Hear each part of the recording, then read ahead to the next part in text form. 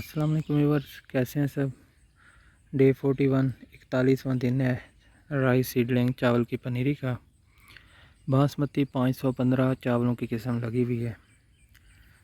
वो 40 दिन से ऊपर हो गए हैं अब तो, वाकई ऊपर काफ़ी, मतलब 40 डेज़ 30 to 40 डेज़ होना चाहिए, लेकिन ऊपर हो चुके हैं। बस एक दो दिनों पर 42 तक ही शायद जाएंगे। 43 वाले दिन इंशाल्लाह लगा लेंगे चावल,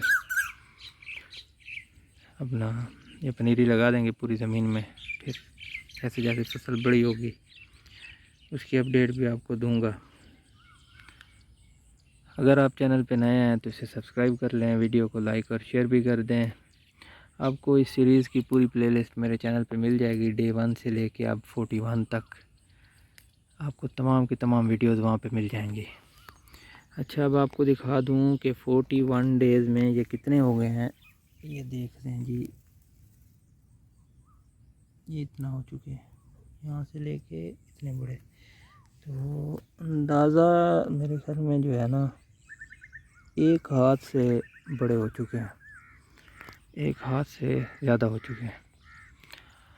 बस छोटी सी वीडियो है, काफ़ी है, ज़्यादा बोर नहीं करता, आपको तंग नहीं करते, ज़्यादा आपका वक्त नहीं लेते। Thank you very much, channel को सपोर्ट करते रहिए। अल्लाह हाफिज़।